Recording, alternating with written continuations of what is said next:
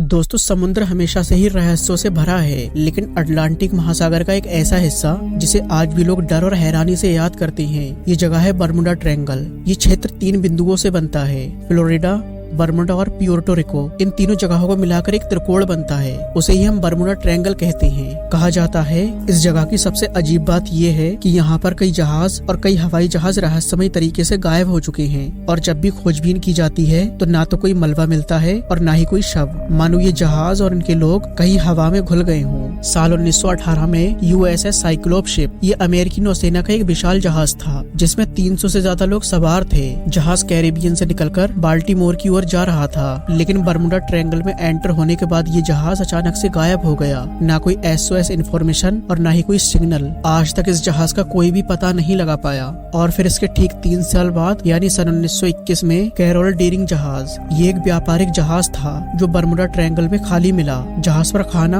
और बाकी सारा सामान मौजूद था, लेकिन पूरा क्रू गायब था। जहाज की हालत देखकर साफ पता लगाया जा सकता था कि यहाँ पर ना तो कोई हमला हुआ है और ना ही कोई लड़ाई। ये घटना मैरी सेलेस्टे की तरह एक घोस्ट से बन गई। फिर इसके बाद साल 1945 में फ्लाइट 19 की घटना सामने आई। ये घटना जहाजों से भी बड़ी थी। 5 अमेरिकी बॉम्बर एयरक्राफ्ट ट्रेनिंग मिशन पर निकले थे। बर्मुडा ट्रायंगल में एंटर होने के बाद इनका रेडियो संपर्क टूट गया। पायलट ने आखिरी बार कहा कि हम रास्ता भटक गए हैं, सब कुछ अजीब लग रहा है। इसके बाद सभी विमान गायब हो गए। बचाव के लिए भेजा गया एक और विमान भी गायब हो गया। कुल मिलाकर इस घटना में 27 लोग लापता हुए, जिनका आज तक कोई सबूत नहीं मिला। इतिहासकारों और वैज्ञानिकों ने इस रहस्य को समझने की कोशिश की, लेकिन हर थ्योरी अधूरी साबित हुई। लोग कहते हैं बर्मुडा ट्रायंगल में कंपास और नेविगेशन इक्विपमेंट्स अक्सर खराब हो जाते हैं। वैज्ञानिक मानते हैं कि ये पृथ्वी का ग्रेविटेशनल फोर्स है, जिससे जहाज और विमान रास्ता भटक जाते हैं। अटलांटिक महासागर में अचानक उठने वाले तूफान और विशाल लहरें इन जहाजों को तबाह कर देती हैं और अपने अंदर समेट लेती हैं। लेकिन अगर वाकई अटलांटिक महासागर इन सब चीजों को अपने अंदर निगल जाता है तो आखिर इनका मलबा आज तक क्यों नहीं मिला? क्यों आज तक कोई डेड बॉडी नहीं मिली? कुछ मिस्ट्री लवर लोग मानते हैं कि बर्मुडा ट्रायंगल एक टाइम पोर्टल है, जहां जहाज और विमान दूसरी दुनिया में चले जाते हैं। कुछ इसे एलियंस की एक्टिविटीज से जोड़ते हैं, लेकिन आज भी कोई ये बात साबित नहीं कर पाया कि सच क्या है।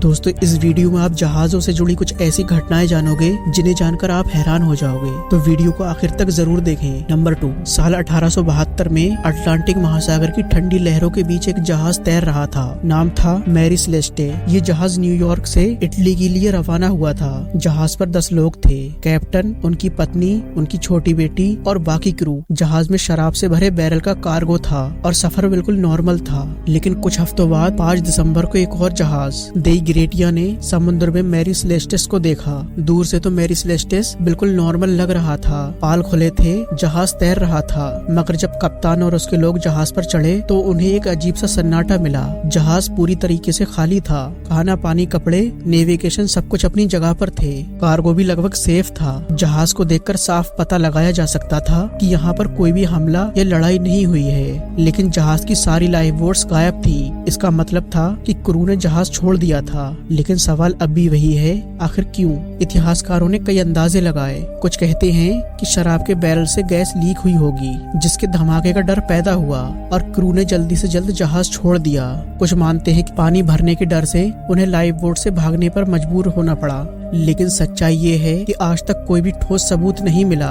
मैरी सेलेस्टेस को बाद में सुरक्षित बंदरगाह पर लाया गया, लेकिन जितने भी मेंबर इस पर सवार थे आज तक उनका कोई पता नहीं लगा और न ही उनका कोई सबूत मिला। नंबर 3, साल था 1947। मलक्का की गर्म लहरों पर एक रहस्यमय घटना घटी। एक जहाज था SS ऑरेंज मेडन। जब आसपास के जहाजों को एक अजीब SOS सिग्नल मिला, रेडियो पर आवाज आई, सारे अधिकारी और कप्तान मृत पड़े हैं, मैं भी मर रहा हूँ। इसके कुछ देर बाद खामोशी रही। इस मैसेज ने आसपास के जहाजों को हिला दिया। तुरंत मदद के लिए जहाज भेजे गए। जब बचाव दल ऑरेंज मेडन तक पहुंचा तो उन्होंने वहां जो देखा वो इतिहास की सबसे डरावनी घटनाओं में दर्ज हो गया। पूरे जहाज के लोग मरे पड़े थे। हर मेंबर अजीब हालत में था।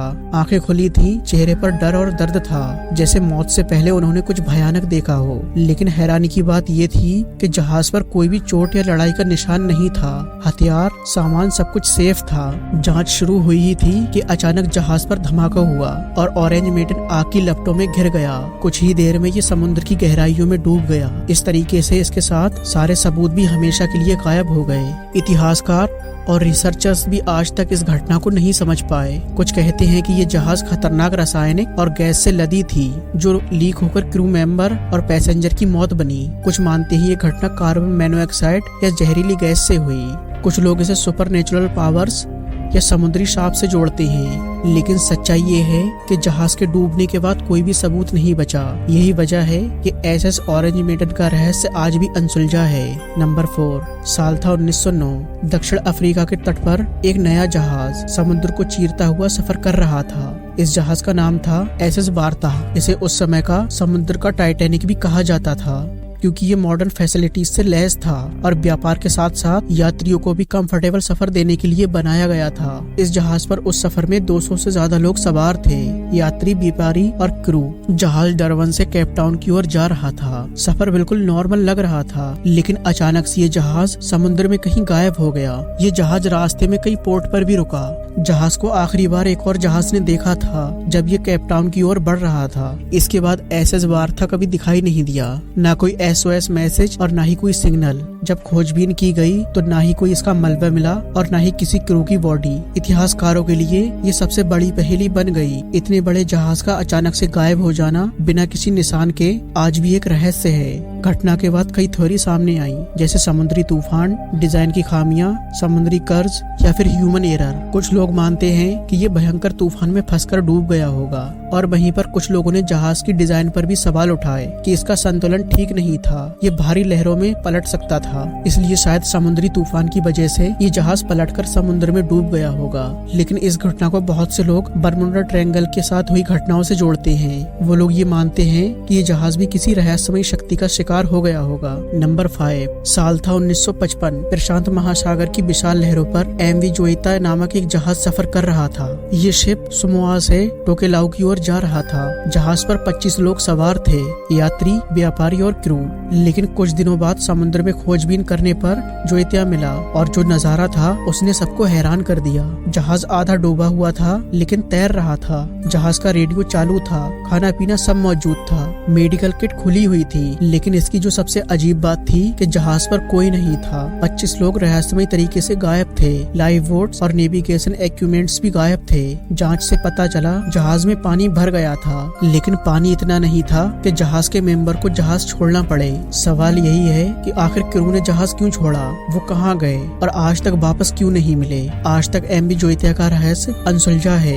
ये घटना मैरी सेलेस्ट और कैरोल ए डेरिंग जैसे घोस्ट शिप की लिस्ट में शामिल हो गई। दोस्तों, आपने भी देखा कैसे समुद्र की गहराइयों में छुपे ये जहाज और ये विमान आज भी रहस्य बने हुए हैं। मैरी सेलेस्ट से लेकर जोईता तक हर कहानी हमें ये बताती है कि समुद्र सिर्फ एक पानी नहीं है, बल्कि रहस्य का एक अनंत सागर है। लेकिन क्या ये सिर्फ एक इंसानी गलतियां थी या फिर कोई ऐसी ताकत जिसे आज तक हम नहीं समझ पाए। आपको क्या लगता है इन घटनाओं के पीछे क्या वजह हो सकती है? क्या समुद्र में कोई ऐसी ताकत है जो हम इंसानों से भी कई गुना ज्यादा है? क्या उस ताकत के आगे ये विशाल जहाज भी एक छोटी सी चींटी के बराबर है? दोस्तों, अगर वीडियो अच्छी लगे हो तो वीडियो को लाइक करके चैनल को सब्सक्राइब जरूर से कर दें। मिलते हैं किसी अगली वीडियो में।